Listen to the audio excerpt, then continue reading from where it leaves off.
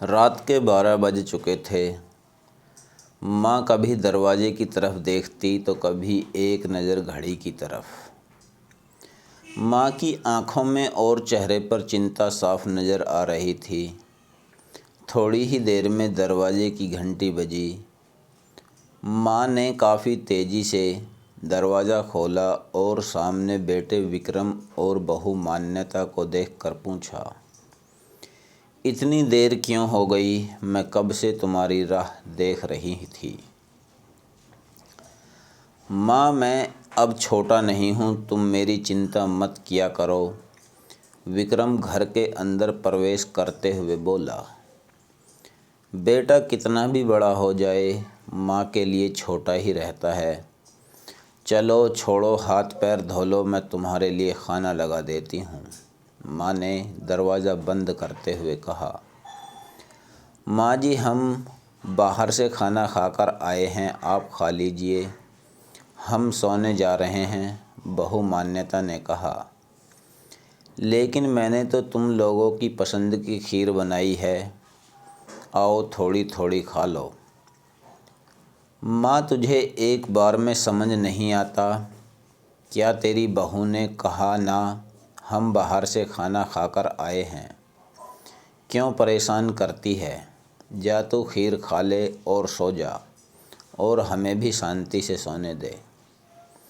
माँ अकेले कैसे खीर खा सकती थी और उसे बिना खाए नींद कैसे आ सकती थी, क्योंकि बेटे के इंतज़ार में उसने भी कुछ नहीं खाया था।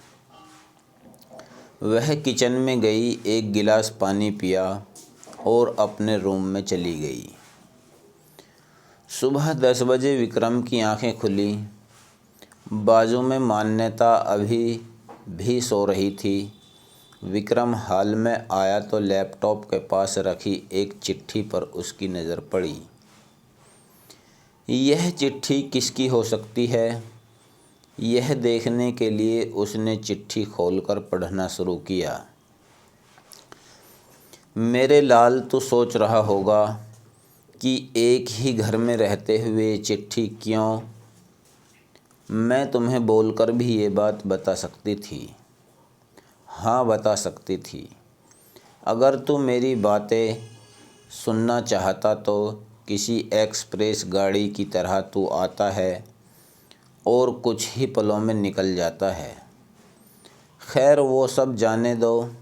कल तुम्हारा जन्मदिन था, इसलिए मैंने खीर बनाई थी।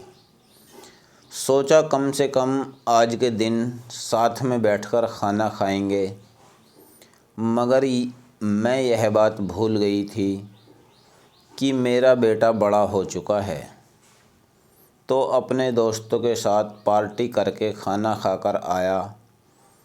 चलो, मुझे इस बात की खुशी ही हुई। मेरी दवाइयाँ ख़त्म हो गई हैं। मैंने कुछ दिनों पहले तुझे दवाई की एक चिट्ठी दी थी। अगर वक्त मिले तो वह दवाई मुझे ला कर देना, मुझे थोड़ी राहत हो जाएगी। विक्रम को याद आया कि 4-5 दिन पहले माँ ने एक दवाई की चिट्ठी दी थी। उसने अपने ऑफिस के बैग में जाकर उस चिट्ठी को तलाशा और उसे खोलकर देखा।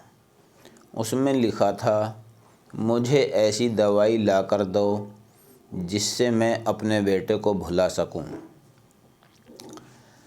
विक्रम को रियलाइज़ हुआ कि मुझसे बहुत बड़ी गलती हो गई है। उसकी आंखें नम हो गईं। वह तुरंत अपनी माँ के कमरे की तरफ दौड़ा। सबसे पहले उठ जाने वाली माँ आज क्यों नहीं उठी थी? देखकर उसे आश्चर्य हुआ।